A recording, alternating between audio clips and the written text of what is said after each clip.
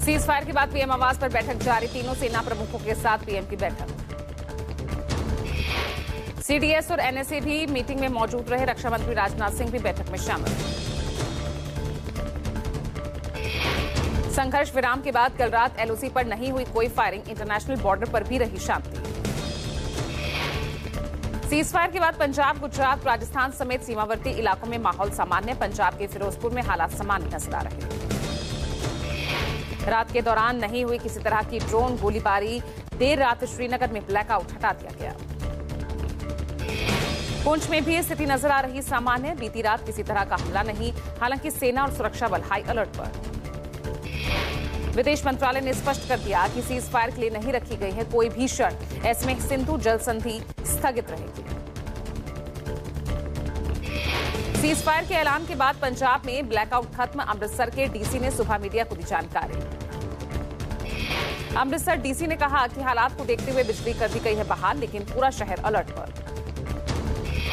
एहतियातन लोगों को घरों से बाहर ना निकलने की हिदायत दी गई है, खिड़कियां बालकनी से दूर रहने की सलाह दी गई। अमृतसर डीसी ने लोगों को बताया कि अब सायरन बजेगा तो ये रेड अलर्ट का संकेत होगा। उन्होंने अपील की कि लोग अभी घरों में ही रहें। हालात को देखते हुए प्रशासन की तरफ से हेल्पलाइन नंबर भी जारी किया गया, किसी भी स्पष्टीकरण के लिए हेल्पलाइन नंबर पर किया जा सकता है कॉल। सीज फायर के बाद सीमावर्ती क्षेत्रों में हालात हुए सामान्य, जम्मू कश्मीर, राजस्थान, पंजाब जैसे राज्यों में बाजार खुल गए। राजस्थान और पंजाब में भी यही हालात नजर आ रहे। पंजाब के फिरोजपुर, पठानकोट में हालात सामान्य, रात में किसी ड्रोन गोलीबारी की खबर नहीं। जम्मू शहर में स्थिति हुई सामान्य, रात के दौरान किसी ड्रोन अटैक या गोलाबारी की खबर नहीं। बड़गांव में लोगों की आवाजाही शुरू, लोग बाजारों का रुख करते हुए नजर आए।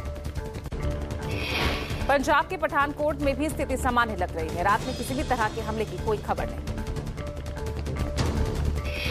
पाकिस्तान द्वारा सैन्य कार्रवाई रोकने के समझौते का उल्लंघन करने के बाद विदेश सचिव विक्रम मिस्री ने कहा, नियंत्रण रेखा पर सीमा उल्लंघन की पुनरावृत्ति करने पर सेना सख्ती से निपटने के निर्देश दिए गए हैं। विदेश सचिव ने कहा, ये घुसपैठ बेहद निंदनीय है, पाकिस्तान इसके लिए जिम्मेदार है, सेना के जवान हालात पर कड़ी निगरानी रख रहे हैं। एनएसए अजीत डोवल ने चीनी विदेश मंत्री वांग यी से बात की। एनएसए अजीत डोवल ने कहा कि युद्ध हमारी चॉइस में है। अजीत डोवल ने कहा कि भारत ने आतंकवादियों के खिलाफ कार्रवाई की, वहीं चीन ने पहलगाम हमले की निंदा की। चीनी विदेश मंत्री ने कहा कि चीन पहलगाम आतंकवादी हमले की निंदा करता है। चीनी विदेश मंत्री ने कहा, एशियाई क्षेत्र में शांति और स्थिरता बड़ी मुश्किल से हासिल हुई है और इसे बनाए रखना चाहिए। भारत और पाकिस्तान दोनों से बातचीत और कूटनीति के जरिए मुद्दे को सुलझाने का आग्रह किया। कल भारत पाकिस्तान के डीजीएमओ के बीच होगी बातचीत। 12 मई को दोनों देशों के अधिकारी आगे की रणनीति पर चर्चा करेंगे। 10 मई को दोनों देशों के डीजीएमओ ने कॉल पर की थी बात, युद्ध विराम को लेकर बातचीत हुई। डीजीएमओ का मुख्य कार्य युद्ध की रणनीति बनाना, सीमा पर तनाव कम करना, सैन्य खुफिया जानकारी का विश्लेषण करना है। बिहार बीजेपी अध्यक्ष दिलीप जायसवाल ने कहा, सीज फायर पर दोनों देशों ने सहमति जताई। सीज फायर का उल्लंघन करने वाले वहां के प्रधानमंत्री की बातों का उल्लंघन करने वाले लोग हैं। और निश्चित रूप से अगर सीज फायर का उल्लंघन होगा तो भारत तब तो चुप नहीं बैठेगा, क्योंकि एक तरफ आप गिड़गिड़ा रहे हैं कि हमारी आर्थिक स्थिति अच्छी नहीं है, इसलिए हम जो है ये लड़ाई नहीं लड़ना चाहते, वार नहीं चाहते, और दूसरी तरफ आपका सेना आपसे बेलगाम है, तो इसके लिए भारत भी तब उसका जवाब देगा। दिलीप जायसवाल ने कहा, पाकिस्तान की सेना का अपना एक अलग मिजाज है, भारत ने पूरी नजर रखी हुई है, आगे की स्थिति के लिए हर तरह से भारत तैयार है। केंद्रीय मंत्री गजेंद्र सिंह शेखावत ने कहा, सीमा पर जिस तरह के तनाव के हालात बने थे, आतंकवाद को समाप्त करने की जो हमारी प्रतिबद्धता है, उससे समझौता किए बिना भारत की सेनाओं ने पाकिस्तान को मुंहतोड़ जवाब दिया। गजेंद्र सिंह शेखावत ने कहा, देश की जनता की अपेक्षाओं के अनुरूप सेना ने अद्भुत शौर्य पराक्रम का प्रदर्शन करते हुए अब तक जो कार्रवाई की है, उससे भारत की सैन्य क्षमता की एक नई पहचान पूरे विश्व में बनी है। देश की 140 करोड़ जनता की अपेक्षाओं के अनुरूप भारत की सेना ने अद्भुत शौर्य और पराक्रम का प्रदर्शन करते हुए अब तक जो कार्रवाई की है, उससे भारत की सैन्य क्षमता की एक नई पहचान पूरे विश्व भर में बनी है। आतंक सीज फायर को लेकर बोली केंद्रीय मंत्री शोभा करंदलाजे। कहा, भारत आतंकवाद के खिलाफ लड़ रहा। पाकिस्तान ने पहलगाम में आतंकवादियों को भेजा। निर्दोष लोगों को उनका धर्म पूछकर मारा गया। आतंकवादी का विरोध लड़ रहे हैं। खुद पाकिस्तान ने पहलगाम को टेररिस्ट को भेजा, आतंकवादी को भेजा। उधर मासूम लोगों को धर्म पूछकर मार दिया। उसको रिटेलिएट करने का काम भारत सरकार। शोभा करंदलाजे ने कहा, भारत सरकार और हमारे जवान ने जवाबी कार्रवाई की। हम देश के साथ, सरकार के साथ, सशस्त्र बलों के साथ हैं। महाराष्ट्र के सीएम देवेंद्र फडणवीस ने महाकालेश्वर मंदिर में पूजा अर्चना की। कहा, बाबा महाकाल का आशीर्वाद हमेशा हमारे साथ है। मैंने देश के लिए प्रार्थना की और देश पीएम मोदी के नेतृत्व में प्रगति कर रहा है। मैं यहाँ आया, बाबा महाकाल के अभी मैंने दर्शन लिए हैं। उनका आशीर्वाद हमेशा ही हमारे पीछे रहा है और मैं ऐसा मानता हूँ कि उनका आशीर्वाद लेने के बाद एक नई और असीम ऊर्जा हमको प्राप्त होती है।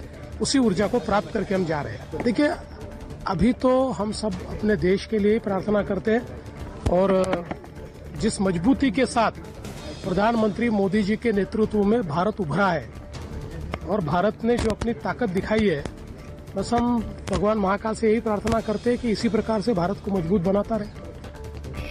देहरादून में उत्तराखंड के मुख्यमंत्री पुष्कर सिंह धामी ने कहा, जब सैनिक हमारी सुरक्षा के लिए सीमाओं पर युद्ध लड़ रहे हैं, पूरा समाज सैनिकों के समर्थन में खड़ा है। राज्य में सुरक्षा के पुख्ता इंतजाम भी किए गए हैं। सेना में और पैरामिलिट्री में जो लोग हमारे देश की सेवाओं में लगे हुए हैं, उन सबको अपना समर्थन भी देते हैं, उनके परिवारों को भी देते हैं। और इस समय प्रदेश के अंदर सभी व्यवस्थाएं चारधाम यात्रा में अच्छी संख्या है। मुख्यमंत्री पुष्कर सिंह धामी ने कहा, चारधाम यात्रा के 10 दिनों में 5 लाख से ज्यादा श्रद्धालु उत्तराखंड आ चुके हैं। भारी संख्या में पर्यटक राज्य में आ रहे हैं और मैं सभी यात्रियों का चारधाम यात्रा में शामिल होने का उनसे आग्रह करता हूँ। यात्रा में अच्छी संख्या आई है और 10 दिनों की यात्रा में लगभग 5 लाख तीर्थयात्री श्रद्धालु यहाँ पहुँच चुके हैं। आगे भी यात्रा अच्छी होगी क्योंकि यात्रा का प्रबंध भी अच्छा किया गया है। टूरिस्ट भी बड़ी संख्या में आ रहे हैं। मैं सभी को आश्वस्त करता हूँ कि वो उत्तराखंड आए और चारधाम यात्रा में भाग लें। सीज फायर उल्लंघन को लेकर रक्षा विशेषज्ञ कैप्टन अनिल गौड़ ने कहा, पाकिस्तान एक ऐसा देश है जिस पर बिल्कुल भी भरोसा नहीं किया जा सकता।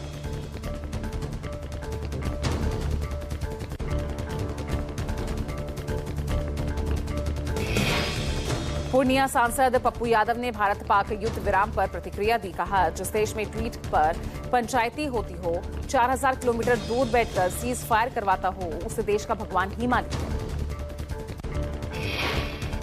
पप्पू यादव ने कहा कि जो ट्रंप दूसरों की कृपा पर चुनाव जीता हो, वो हमारा भाग्य विधाता बन रहा। उन्होंने कहा, हमारी सेना को जब फ्री हैंड दिया गया तो फिर अंकुश क्यों लगाए।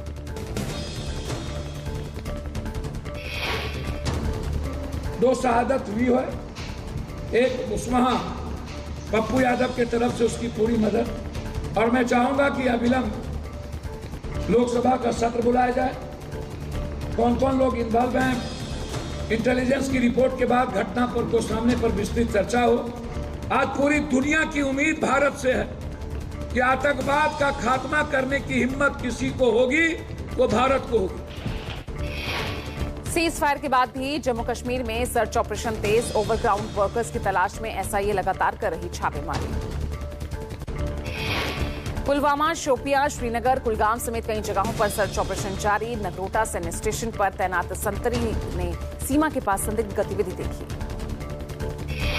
संदिग्ध गतिविधि के बाद दोनों तरफ से थोड़ी देर तक हुई गोलीबारी, जिसके बाद घुसपैठियों को पकड़ने के लिए चलाया जा रहा सर्च ऑपरेशन। आज राज्य भर में होने वाली तिरंगा रैली को रद्द कर दिया गया है। नागपुर में फडणवीस, ठाणे में शिंदे और दूसरी जगहों पर भी रैली होने का आयोजन था। सीएम भगवंत मान पहुंचेंगे लुधियाना। फिरोजपुर ड्रोन हमले के घायलों से मिलेंगे। मुख्यमंत्री भगवंत मान जख्मी नागरिकों का हालचाल भी जानेंगे। फरिश्ते योजना के तहत पंजाब सरकार उठा रही है इलाज का पूरा खर्च। सीएम का ऐलान, युद्ध या आतंकी हमलों में घायल हर नागरिक की देखभाल करेगी सरकार। जम्मू कश्मीर के रामबन में चिनाब नदी पर बने बगलिहार जल विद्युत परियोजना बांध का एक गेट खोल दिया। जम्मू कश्मीर के रियासी में चिनाब नदी पर बने सलाल बांध पर कई गेट खुले। बांध के कई गेट खुले हुए दिखाई दे रहे हैं। शिरडी स्थित साईं बाबा मंदिर को बम से उड़ाने की धमकी। मंदिर को पाइप बम से उड़ाने को लेकर ईमेल के जरिए धमकी मिली। धमकी के बाद साईं बाबा मंदिर की बढ़ाई गई सुरक्षा व्यवस्था। मंदिर के बाहर पुलिस बल की भी तैनाती की गई। धमकी के बाद मंदिर प्रशासन ने अगले आदेश तक मंदिर में गोला, फूल, गुलदस्ते, प्रसाद, शॉल लाने पर सख्त प्रतिबंध लगा दिया है। परमाणु परीक्षण के 27 साल आज पूरे हुए। पूरी दुनिया ने सुनी थी भारत की ताकत की गूंज। 27 साल पहले 11 और 13 मई 1998 को हुए थे परमाणु शिक्षण। भारत परमाणु शक्ति संपन्न राष्ट्रों की सूची में शामिल हो गया था। भारत के इस कदम से पूरी दुनिया दंग रह गई थी। इस पूरे ऑपरेशन को इस तरह से अंजाम दिया गया था कि किसी को इसकी भनक तक नहीं लगी। भारत के परमाणु विस्फोट से 45 किलो टन TNT ऊर्जा पैदा हुई थी। इसमें फिजन, फ्यूजन दोनों तरह के परीक्षण किए गए थे। आज लखनऊ में दुनिया की सबसे विध्वंसक सुपरसोनिक क्रूज मिसाइल ब्रह्मोस की प्रोडक्शन यूनिट का होगा शुभारंभ। सीएम योगी राजनाथ सिंह यूनिट का करेंगे शुभारंभ। Rajnath Singh virtually BrahMos production unit के उद्घाटन में होंगे शामिल। दुश्मन के रडार से बचकर सटीक निशाना साधने में सक्षम है ब्रह्मोस। अदानी ग्रुप ने भारत का पहला hydrogen fuel cell truck launch किया, जो लॉजिस्टिक्स क्षेत्र में स्वच्छ और ग्रीन ट्रांसपोर्ट व्यवस्था को बढ़ावा देने की दिशा में एक बड़ा कदम है। ये ट्रक 40 टन तक का माल ले जाने में सक्षम होगा और 200 किलोमीटर तक की दूरी तय कर सकता है। छत्तीसगढ़ के मुख्यमंत्री विष्णुदेव साय ने रायपुर में इससे पहले ट्रक को हरी झंडी दिखाकर रवाना किया। आने वाले समय में हाइड्रोजन से चलने वाले ये ट्रक कंपनी के लॉजिस्टिक्स संबंधी ऑपरेशंस में इस्तेमाल हो रहे डीजल वाहनों की जगह लेने के लिए तैयार है। ये ट्रक अब गारे पेलमा कोल ब्लॉक से राज्य के पावर प्लांट तक कोयले के परिवहन के लिए उपयोग में लाया जाएगा। यूपी के अलीगढ़ में केयरटेकर ने बुजुर्ग महिला के साथ लूटपाट की। रिटायर्ड जेई के घर से चोरी किए गए जेवर और नकदी बरामद। घर में घुसकर बुजुर्ग महिला पर हमला किया। घर में रखे जेवरात और रुपए लेकर फरार हो गया। पुलिस ने आरोपी के पास से चोरी किए गए जेवरात और 20,000 रुपए नकद बरामद किया। फिलहाल आरोपी को न्यायिक हिरासत में भेज दिया गया है।